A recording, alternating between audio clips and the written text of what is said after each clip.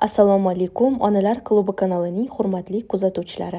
Bugun sizlarga nima yaxshi, nima yomon o'yinini ochib, uni qanday o'ynash kerakligini ko'rsatib beraman. Bu o'yin bolalarda nutqni, tafakkurni va shu bilan birgalikda bir vaqtda xulqni ham rivojlantiradi. Men bu kartochkalarni Uzum Market orqali xarid qildim. To'plamning ko'rinishi shunday bo'lib, u o'ziga bir nechta bo'limlarni oladi. Tozalik, xavfsizlik, ijtimoiy odob kabi. O'yin bolalarni ijtimoiy xulq-atvor qoidalari bilan tanishtiradi. Ularga boshqa odamlarning harakatlarini tahlil qilish va baholashni o'rgatadi va empatiyani rivojlantirishga yordam beradi. Bo'laklardagi jumboq qulflari bolalarning mayda qo'l motorikasi, ko'zlarini rivojlantiradi. Bajarilgan vazifalarning aniqligini baholashga imkon beradi va o'z-o'zini tekshirish va o'zini nazorat qilishni o'rgatadi. Bo'laklardagi pazllarning mavjudligi bolaga kartalarni mustaqil ravishda yig'ish imkonini beradi. O'yinni kattalar rahbarligida boshlash samaraliroqdir. O'yinda ishlatiladigan kartalar sonini har bir bolaning yoshi va individual xususiyatlarini hisobga olgan holda asta-sekin oshirish kerak. 2-3 ta kartadan boshlash va har bir keyingi o'yinda 2-3 ta karta qo'shish tavsiya etiladi. O'yin davomida bolalarni rasmlar asosida qisqa hikoyalar tuzishga undash va agar bola qiynalsa, xatolarini tanqid qilmasdan yordam berish foydalidir. Rasmda tasvirlangan har bir bola qanday harakat qilganini muhokama qilish muhimdir. Agar salbiy harakat va uning oqibatlari baholanayotgan bo'lsa, to'g'ri harakat yo'nalishini muhokama qilish kerak.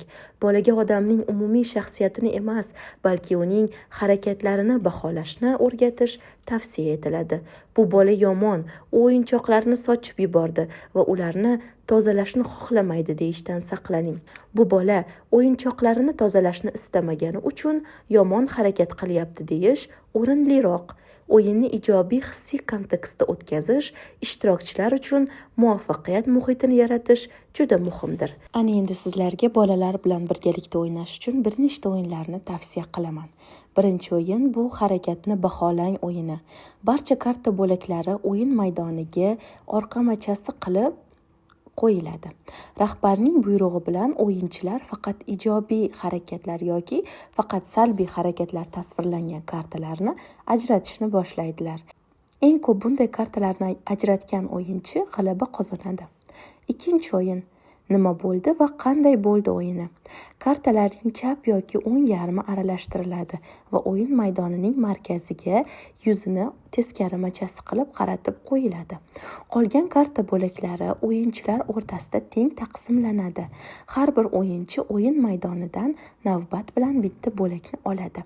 Agar ularda bir xil kartaning ikkinchi bo'lagi bo'lsa, karta o'yinchining kartasini saqlab qoladi. Yechimning to'g'riligi pazllarni bir-biriga tushmasligi yordamida tekshiriladi. Agar bo'laklar pazllar bilan bog'lanmasa, olingan bo'lak o'sha joyga qaytarib qo'yiladi va navbat keyingi o'yinchiga o'tadi.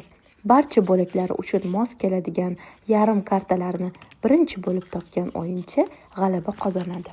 Hozir sizlarga bu o'yinlar biroz murakkabroq bo'lib tuyulishi mumkin, ammo ularni soddalashtirgan holda, fantaziyalaringizni ishlatgan holda bemalol 3-4 yoshli bolalar bilan o'ynash mumkin.